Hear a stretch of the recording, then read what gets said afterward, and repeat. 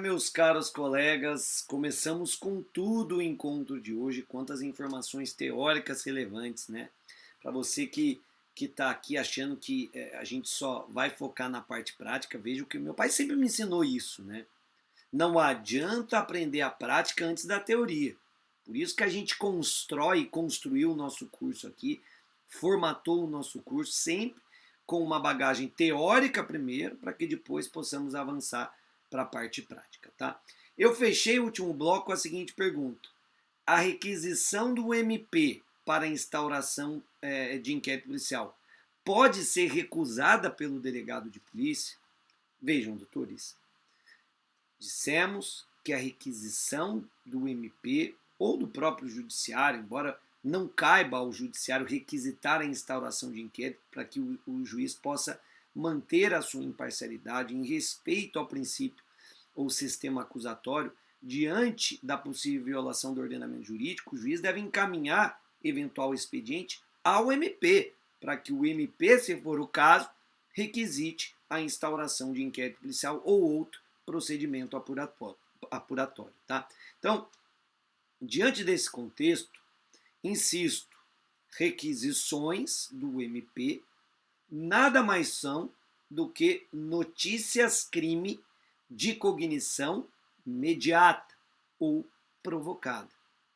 Diante de uma notícia-crime de cognição mediata, ou seja, diante da informação de uma possível violação do ordenamento jurídico, havendo elementos suficientes que indiquem essa prática de crime, e crime de ação penal pública incondicionada, porque se for de ação privada, eu vou precisar do requerimento da vítima. Se for de ação penal pública condicionada à representação, eu vou precisar da representação da vítima. Do contrário, nem sequer pode ser instaurado o inquérito policial. Agora, em se tratando de crime de ação penal pública incondicionada, em respeito ao princípio da legalidade, o delegado de polícia deve instaurar o inquérito policial ou, eventualmente, adotar outra medida investigativa pertinente, tá? Então perceba, muito cuidado com isso.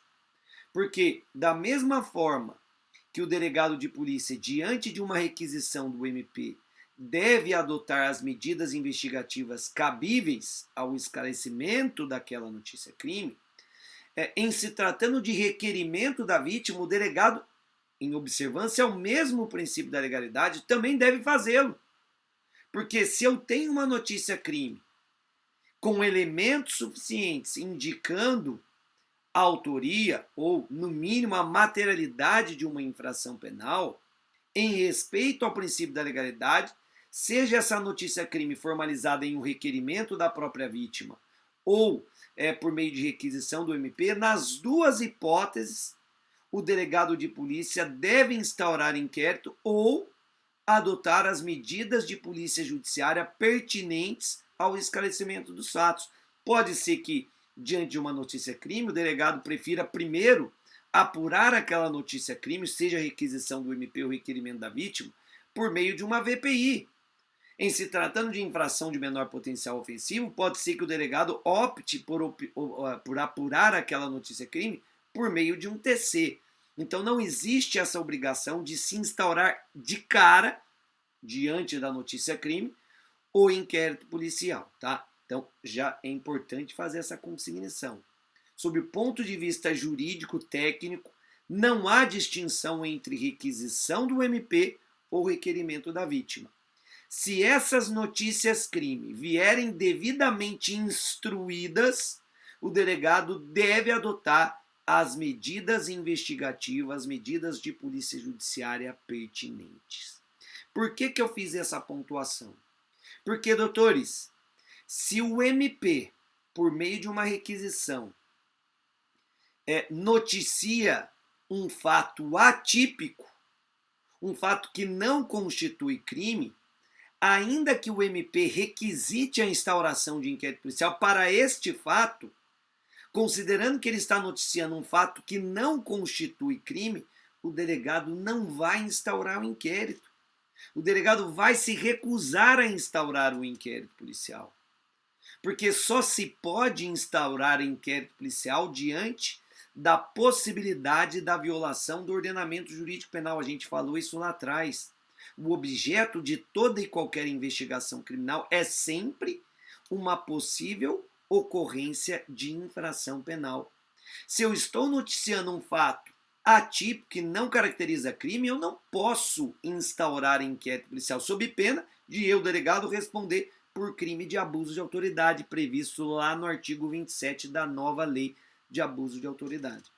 Eu, para ilustrar com exemplo, não faz muito tempo, recebi um expediente do Ministério Público requisitando a instauração de inquérito policial para uma situação que relatava o seguinte cenário.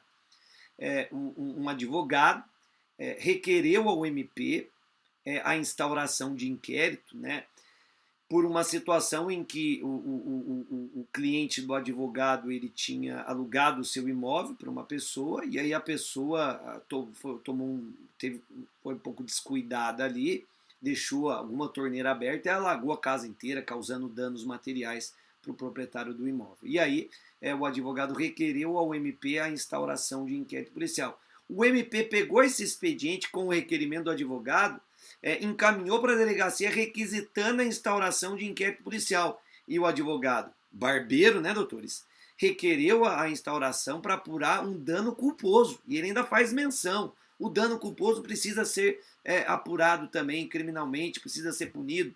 E o MP, acredito eu, sem ver, né, sem se atentar para o teor do expediente, aquele negócio, braço curto, então esse é o compromisso que eu quero de vocês na qualidade de delegados, o membro do MP requisitou a instauração de inquérito policial. O que eu fiz? Recebi o expediente e falei, não, o senhor promotor, o senhor está requisitando aqui a instauração de um inquérito policial para apurar fato atípico. Dano culposo não caracteriza crime, só se pune, nos termos do ordenamento jurídico penal, o dano doloso. Então, o dano culposo, por ser fato atípico, não pode ensejar a instauração de inquérito policial. E devolvi o expediente, ainda falei, olha, cuidado que essa requisição pode caracterizar crime de abuso de autoridade. Aquele que requisita o MP ou aquele que instaura, no caso do delegado, inquérito policial, sem o mínimo de elementos indiciários de autoria, pode responder por abuso de autoridade, desde que previsto, né, observado, caracterizado o dolo específico previsto lá na lei de abuso de autoridade. Se a autoridade ali quer prejudicar terceiro, quer beneficiar a si próprio ou outra pessoa, ou simplesmente por mero capricho ou satisfação pessoal, caracterizado o dolo específico, pode caracterizar o crime de abuso de autoridade. Então, fiz essa advertência. E com esse exemplo, eu respondo bem aquela pergunta, que a gente fechou o bloco e inaugurou este segundo bloco. O delegado de polícia deve instaurar inquérito policial diante da requisição do MP? Depende. Se a requisição vier devidamente instruída, com elementos indicativos da materialidade do crime, em respeito ao princípio da legalidade, não por hierarquia, porque não existe hierarquia entre delegado e membro do MP, o delegado deve instaurar inquérito. O mesmo vale para o requerimento da vítima. Agora, se a notícia crime não vier devidamente instruída ou ela relatar um fato atípico ou ainda um fato prescrito ou que tenha observado aí alguma outra causa extintiva da punibilidade, vamos supor que o autor já morreu, a morte do autor é causa extintiva da punibilidade. Então, nessas hipóteses, não se deve instaurar inquérito. Então, se o MP requisita, como requisitou ali a apuração de um dano culposo, que é fato atípico, o delegado de polícia não vai instaurar. Ele se recusa a instaurar inquérito, porque não há fundamento legal para tanto, não há justa causa para tanto. Lembre-se, doutores, a requisição é a determinação para que se faça algo, mas sempre com base no ordenamento jurídico. É do ordenamento jurídico que emana, que surge a coercibilidade da requisição. Se essa requisição não encontrar amparo no ordenamento jurídico, ela não deve ser cumprida. tá? Então, de maneira bem objetiva, o delegado pode sim, a depender do caso, se recusar a instaurar inquérito policial ou qualquer outra medida investigativa se não houver justa causa para tanto. Fato atípico, fato prescrito ou com outra causa extintiva da punibilidade pode dar ensejo à recusa da instauração pelo delegado de polícia, tá? De todo modo, como a gente falou, a doutrina aponta a requisição do MP como uma das formas de instauração de inquérito policial. Eu, particularmente, doutores, não entendo dessa forma e explico. Na verdade, só reforço algo que a gente já falou. A requisição do MP não é forma de instauração de inquérito. A requisição nada mais é do que uma espécie de notícia-crime. Notícia-crime de cognição imediata. Para que seja instaurado o inquérito policial, nós temos apenas dois caminhos. Então, fazendo uma releitura do que sempre ensinou a doutrina, são apenas duas as formas de instauração de inquérito. Por meio de portaria, que nós vamos elaborar na sequência, ou por meio de auto de prisão em flagrante, nas hipóteses de prisão em flagrante. O inquérito policial, doutores, é um procedimento investigativo de polícia judiciária. Então, só o delegado de polícia, que é o presidente desta investigação, deste modelo de investigação, é que tem a atribuição para dar início ao procedimento investigativo. E cabe ao delegado de polícia justificar e fundamentar o início do procedimento investigativo. Por isso, a peça inaugural do inquérito policial só pode ser uma peça de atribuição do delegado. Muitos colegas, de maneira equivocada, recebem requisição do Ministério Público, né? Daí despacham a mão, aí instaura-se inquérito policial. E aí você vai pegar o inquérito policial e a primeira peça do inquérito é a requisição do MP. Está errado, doutores. Está errado. Aquela requisição é uma notícia-crime. Para eu instaurar o MP, eu vou ter que fundamentar e justificar lavrando uma portaria. Como falaremos na sequência, a portaria é o ato administrativo e jurídico que fundamenta, que justifica a instauração do inquérito policial e não a requisição, tá? Obviamente, se o delegado recebe a requisição, devolve o expediente para o MP falando que tem fato atípico, e aí o MP insiste, o delegado pode remeter ao juiz, juiz, é fato atípico, estou me recusando. O juiz fala que tem que instaurar, ou seja, dá a razão para o MP. Nessas hipóteses, o inquérito é instaurado e aí, nesse contexto, eventual habeas corpus deve ser impetrado não contra o delegado de polícia, mas sim contra o membro do MP que requisitou a instauração do inquérito. Tá? Porque nessas hipóteses a autoridade coautora é o membro do MP e não o delegado de polícia que se manifestou de forma contrária à instauração do inquérito policial. Nessas situações ocorre o que eu chamo de investigação indireta, porque a polícia, o estado de investigação representada ou apresentada pelo delegado, entendeu que o fato seria atípico. O MP insistiu na investigação e aí a investigação é deflagrada, mas com as indicações de medidas pertinentes pelo próprio MP, porque é o MP que entende que há crime, a polícia entendeu que não há, tá? Então, para fecharmos esse raciocínio, na nossa visão, são apenas duas as formas de instauração de inquérito: por portaria ou por meio de auto de prisão em flagrante, nas hipóteses de prisão em flagrante, é o que a doutrina chama de notícia-crime de cognição coercitiva, tá? O auto de flagrante é a peça inaugural, o auto de prisão em flagrante é a peça inaugural do inquérito policial, tá bom? Resumo descritivo ou esquematizado daquilo que não pode faltar na sua portaria. Então, aqui ainda temos muita coisa para falar sobre a portaria, tá? Primeiro, o que não pode faltar na sua portaria inaugural de inquérito? Agora vamos focar na nossa peça prática. A portaria, como ato jurídico administrativo que fundamenta, que justifica a instauração do inquérito, ela deve ser iniciada com um resumo descritivo, uma descrição objetiva do fato aparentemente delituoso. Então, você vai realizar aí um resumo descritivo do fato aparentemente delituoso, informando a fonte da notícia-crime. Tá? Então, o problema vai te trazer os fatos, né, objeto da apuração, e aí você vai descrever esses fatos que aparentemente caracterizam o crime, indicando qual é a fonte da notícia-crime, de onde veio essa informação sobre a possível violação do ordenamento jurídico. Via de regra, na prática, a fonte da notícia-crime, como a gente já falou, é o boletim de ocorrência. E aqui, doutores, eu já avanço para fazer uma leitura um pouco mais abrangente sobre a portaria, que é um instituto pouco explorado na doutrina. Percebam, a investigação criminal, ela tem aptidão, como ensina bem a doutrina, para retirar o eu e todas as minhas circunstâncias. A investigação criminal, doutores, tem efeito devastador na vida da pessoa investigada.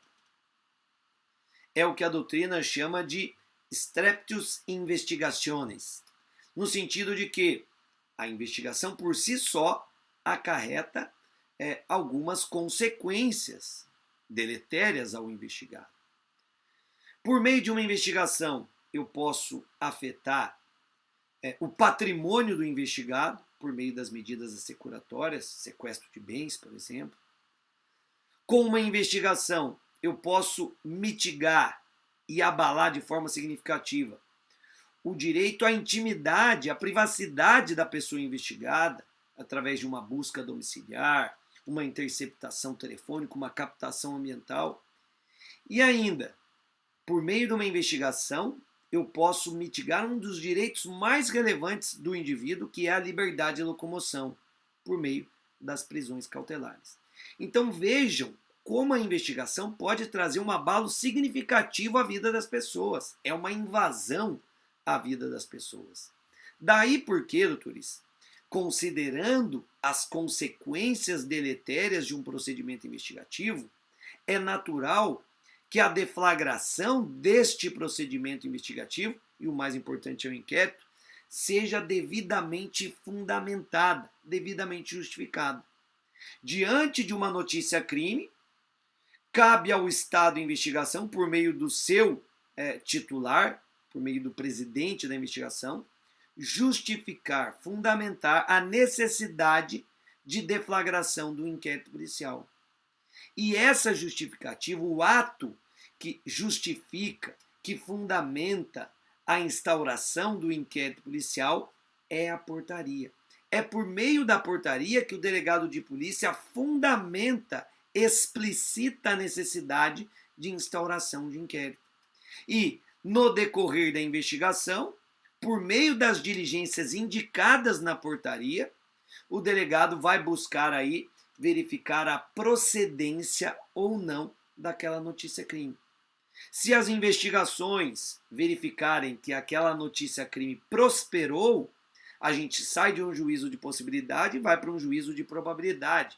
Ela vai ser finalizada com indiciamento e, muito provavelmente, o indiciado vai ser submetido ao processo. Então, nesses casos, a investigação ela cumpre a sua função preparatória, reunindo provas e elementos informativos que deem subsídio ao titular da ação penal, via de regra o MP, para que ele possa formalizar uma acusação em juízo. Mas em outras tantas vezes a investigação vai ter um efeito contrário, ela vai demonstrar que crime não houve, cumprindo uma importante função preservadora, impedindo que imputações levianas e infundadas desemboquem em um processo. É nesse sentido, doutores, que a investigação criminal funciona como um filtro, uma garantia, a garantia de você não ser submetido ao processo de forma justificada, tá? Muitas vezes a notícia crime pode indicar a prática de um crime, mas ao longo da investigação verifica-se que crime não houve. A investigação cumpriu o seu papel? É evidente que sim. Exemplo, uma notícia crime de suicídio. Suicídio é fato atípico, mas eu preciso verificar se de fato se trata de um suicídio ou se porventura estamos diante de um homicídio. Se foi de fato um suicídio, será que alguém concorreu para esse crime, para esse suicídio? E aí nós temos o crime de participação em suicídio. Então, tudo isso vai ser apurado por meio do inquérito policial ou outro procedimento apuratório. Tá? E se ao final se verificar que, de fato, trata-se de um suicídio que ninguém concorreu, ninguém colaborou, ninguém instigou a vítima, ninguém induziu a vítima ou a auxiliou a se suicidar, nessas hipóteses, o fato é atípico e aí o inquérito comprova que não houve qualquer violação do ordenamento jurídico penal. Fato é que a pessoa sujeita à investigação, ou seja, a pessoa investigada, ela vai sofrer uma devassa por parte do Estado. Ela vai sofrer eventuais restrições a direitos relevantes por parte do Estado investigador. Por isso, justamente por isso, é que torna-se imprescindível a justificação da instauração do inquérito por meio de uma portaria. Se você não justifica de maneira técnica e jurídica a instauração do inquérito, se na sua portaria não fica caracterizada a possível violação do ordenamento jurídico penal, se eu instaurasse o inquérito, por exemplo, naquela situação que descrevia ou apresentava um fato atípico, doutores, constrangimento ilegal, o inquérito deve ser trancado, cabe inclusive habeas corpus contra o delegado de polícia que instaurou o inquérito policial, isso para não falar em eventual crime de abuso de autoridade. Tá? Então, primeira observação, resumo descritivo do fato, informando a fonte da notícia crime. Na sequência, você vai, à luz dos fatos expostos, realizar um juízo de tipicidade. Você vai realizar uma classificação preliminar do crime eventualmente praticado. Tá? Por quê? Essa classificação é preliminar. Por quê? Doutores, os fatos são apresentados e caracterizam em tese eventual infração penal. Então, à luz das informações até então existentes, você pode concluir pela possível prática de determinado crime. Mas ao final, como a gente já falou, pode ser que aquela notícia crime não tenha procedência, então não se verificou a prática do crime. Então, crime não houve. E o próprio inquérito demonstrou isso. Função preservadora, garantidora da investigação criminal. Pode ser que ao longo da investigação outras informações surjam, que até então você não tinha no início do procedimento apuratório, e aí o juízo de tipicidade se altere. Então, uma eventual notícia crime de roubo pode acabar ao longo da investigação se transformando em uma comunicação falsa de crime. E aí aquele que comunicou o crime é que vai ser responsabilizado, porque a investigação comprovou que não houve qualquer roubo, mas tão somente uma comunicação falsa de crime, tá bom? Então o papel da investigação é esse, verificar por meio de pesquisas, por meio de métodos investigativos, a procedência ou não daquela notícia crime. Por isso que a classificação preliminar deve ser realizada no momento da portaria. Ao longo da investigação, esse cenário pode ser alterado, tá? Mas indique eventuais suspeitos. Como falamos, nem toda investigação inicia com um suspeito determinado, tá? Mas, em havendo informações sobre eventuais suspeitos, essa pessoa deve ser indicada na sua portaria, porque ela seria a possível responsável pela prática do crime. Na sequência, você vai ter que realizar ou indicar na sua portaria as diligências iniciais e que são imprescindíveis ao esclarecimento da notícia crime. Então, depois de descrever os fatos, realizar um juízo de tipicidade, indicar eventuais investigados, suspeitos, você precisa realizar um juízo de prognose, ou seja, um olhar para o futuro, indicando as medidas de polícia judiciária, as técnicas, os métodos investigativos que são pertinentes ao esclarecimento da notícia-crime. Caminhando para o final, não se esqueça de determinar o cumprimento da ordem, né?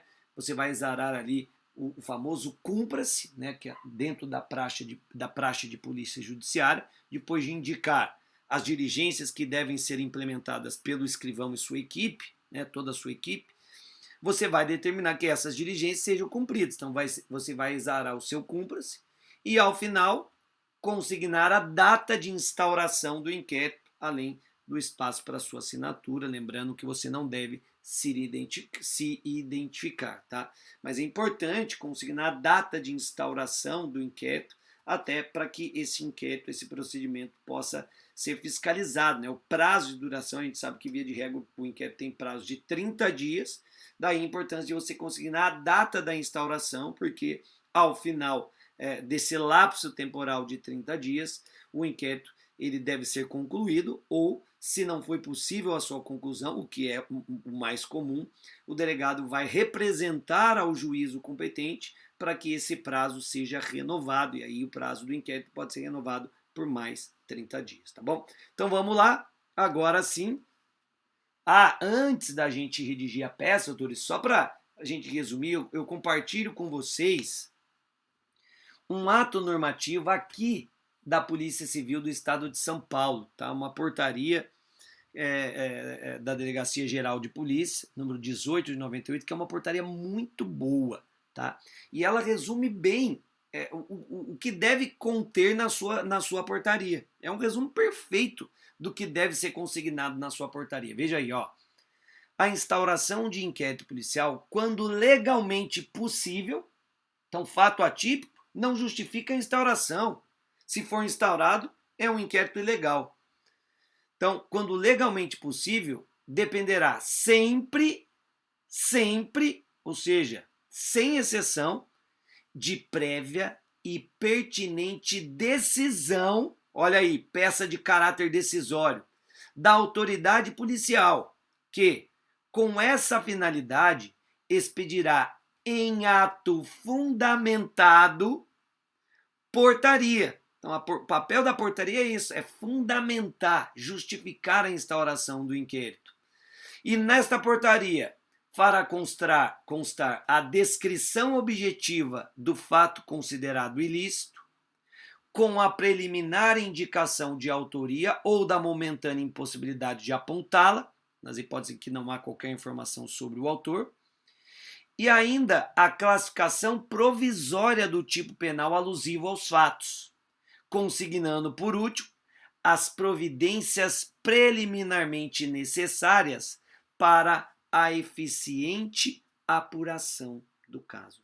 Todos, esse artigo 1º caput da portaria 18 de 98 aqui da DGP de São Paulo, ela resume o que você precisa fazer constar na sua portaria inaugural. Artigo 2º.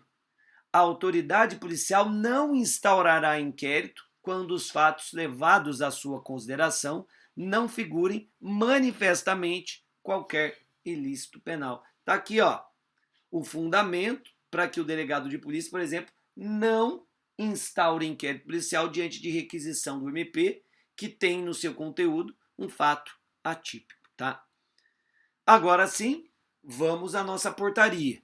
E aí você vai começar a sua peça prática, Torres, colocando ali já no alto a peça adequada, como se fosse o título de uma redação, portaria. E aí a gente segue aquele passo a passo que a gente já indicou. Tendo em vista a notícia crimes constante no boletim de ocorrência número X de 2021, o problema não fez menção ao número do boletim de ocorrência, então a gente não vai inventar, registrado no 2º Distrito Policial do Rio de Janeiro, essa informação constava no problema, dando conta de que a vítima, Vilma dos Santos, teve a porta de sua residência arrombada por um indivíduo conhecido pela alcunha de Baratão, pelo apelido de Baratão, que teria, veja, sempre na hipotética, né, sempre em situação hipotética, que teria, né, a gente não tem como cravar que todas essas informações são verdadeiras, subtraído do seu interior um aparelho de televisão e um notebook, considerando que tais fatos caracterizam, em tese e em princípio, ao longo da investigação, o cenário pode se alterar. O crime de furto qualificado, previsto no artigo 155, parágrafo 4º, inciso 1 do Código Penal. O delegado de polícia que essa subscreve, no uso de suas atribuições legais e constitucionais, conferidas pelo artigo 144, parágrafo 4º da Constituição da República, vai guardando esses dispositivos. Artigo 4º e seguintes do Código de Processo Penal, sob as premissas da Lei 12.830, que trata da investigação conduzida pelo delegado de polícia, e demais dispositivos legais correlatos, aqui uma técnica genérica, né, para você na sua prova, se eventualmente faltou algum dispositivo, você nessa colocação genérica pode ali justificar que esse dispositivo estaria abarcado por esta colocação, determina a instauração do devido inquérito policial para acabar a apuração dos fatos acima narrados. Devendo o senhor escrivão de meu cargo, ponto importante, não se esqueçam aqui, após autuar e registrar esse ponto é importante. Vejam, a primeira determinação que você está fazendo é que o escrivão autue, ou seja, ele vai pegar todo o expediente que instrui a notícia crime e vai transformar em autos. Auto nada mais é do que uma forma de você documentar determinado procedimento. Então ele vai autuar e, na sequência, registrar. Toda a instauração de inquérito deve ser registrada. O registro, né, em livro próprio, é a certidão de nascimento do inquérito policial. É esse registro que vai viabilizar o controle, inclusive, dos prazos do inquérito policial. Então, após autuar e registrar providenciar o que segue. E aí é o ponto que talvez seja o mais difícil, porque exige um certo conhecimento por parte do candidato. Quais são as diligências que você vai ter que deliberar na sua portaria? Primeiro, junte aos autos o boletim de ocorrência que deu origem a este procedimento, né, é a fonte da notícia crime, bem como as demais peças de polícia judiciária cabíveis. Aqui é mais uma técnica para você, eventualmente, se esquecer alguma coisa, em eventual recurso, você pode falar, não, mas está aqui, ó, eu fui um pouco genérico. Eu não indiquei aí eventuais oitivas, eventual perícia que foi realizado, mas está aqui, ó, bem como outras peças cabíveis, tá? Fui genérico. Espeça com urgência ordem de serviço ao setor de investigações com o objetivo de identificar e apresentar em cartório o indivíduo conhecido pela alcunha de Baratão. Então eles vejam que a gente tem um suspeito, né, com base na prova testemunhal, na fonte de prova testemunhal, a gente tem um suspeito, que é o tal do Baratão. Mas eu pergunto, quem é ele? Qual a sua qualificação? Do que vive? Do que se alimenta? Então, cabe ao setor de investigação levantar todas essas informações. Até para que, eventualmente, ele possa ser ouvido sobre a procedência ou não dessa imputação que lhe está sendo feita. Veja, função preservadora do inquérito. Então, na prática, diante dessa informação, você vai determinar, e aí espeça a ordem de serviço, ou seja, é uma requisição, uma ordem ali do delegado de polícia aos investigadores da sua equipe, para que eles realizem diligências aptas à apuração dos fatos, tá? Então, aqui você está determinando que eles identifiquem quem é o tal do Baratão e o apresentem em cartório, tá? Eventualmente você poderia até nem apresentá-lo em cartório só para identificar, pegar a qualificação e aí eventualmente partir para uma busca domiciliar, tá? Seria outra alternativa. Só a expedição de ordem de serviço para que o suspeito, vulgo Baratão, fosse identificado e devidamente qualificado. Da mesma forma, os investigadores devem realizar diligências no intuito de recuperar os objetos furtados. É o que eu chamo de função restaurativa da investigação. Não basta identificar os autores do crime. Eu preciso também recuperar nos crimes patrimoniais os objetos que foram roubados ou subtraídos da vítima, tá? 3. Notifique a vítima. O problema não falou que a vítima e a testemunha foram ouvidas, tá? Então, notifique a vítima, Vilma dos Santos, para que seja ouvida em declarações acerca dos fatos. Lembre-se que a vítima é ouvida em declarações. Bem como notifique-se, não é intime, tá, doutores? Intimação é de ato já realizado. Como o ato vai se realizar no caso a oitiva, trata-se tecnicamente de uma notificação. Bem como notifique-se a testemunha Maria Aparecida, que deverá ser ouvida em assentada ou termo de depoimento e deverá assumir o compromisso de dizer a verdade. 4. Espeça com urgência ofício ao Instituto de Criminalística, requisitando a realização de perícia no local do crime, visando a constatação da qualificadora prevista no parágrafo 4º, inciso 1 do artigo 155 do Código Penal. Então, a gente tem a informação de que houve o arrombamento da casa. Naturalmente, diante deste arrombamento, que caracteriza uma qualificadora do crime de furto, eu vou ter que comprovar a materialidade deste arrombamento, daí porque é imprescindível o exame de corpo de delito, é imprescindível o exame pericial. Veja, você já pensando na comprovação da qualificadora do furto. 5. Formalize o devido auto de avaliação indireto sobre os objetos subtraídos. Mais uma vez, função restaurativa da investigação criminal. Volta comigo um pouquinho. Porque nós temos nos crimes patrimoniais, sempre lembrem disso, a necessidade de você verificar, avaliar qual foi o prejuízo que o crime trouxe para a vítima. No caso aqui, nós não temos os bens apreendidos, então a gente vai determinar o auto de avaliação indireto. A vítima vai descrever qual foi a televisão que foi subtraída, o notebook que foi subtraído, e aí o próprio escrivão, como perito ad hoc, ele faz uma avaliação daqueles bens que foram, quanto valiam os bens subtraídos, para que nós tenhamos aí um diagnóstico aí, ou pelo menos uma ideia do prejuízo que o furto trouxe para a vítima, tá? A seguir, ou seja, exaurir as diligências preliminares, a seguir, retorne os autos conclusos para ulteriores deliberações, tá? Então, depois de exaurir todas essas diligências, depois de realizar tudo o que foi determinado, o escrivão retorna os autos ao delegado para que o delegado possa fazer uma nova avaliação. Sempre digo, doutores, que uma portaria bem construída, ela praticamente exaure a investigação, e aí quando o inquérito retorna para o delegado, retorna concluso para o delegado, ele aí já pode eventualmente partir para um relatório final, se não foi comprovada a autoria do crime ou nem sequer a materialidade, ou eventualmente já pode partir para uma decisão de indiciamento, se houve a comprovação dos indícios suficientes de autoria e materialidade. Por fim, praxe policial, você vai exarar o seu cumpra-se, local, data, delegado de polícia valendo como a sua assinatura, tá bom?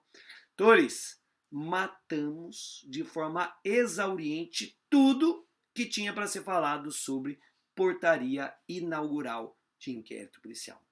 Voltamos na sequência com outro caso prático, agora envolvendo outra peça de caráter decisório. Até já.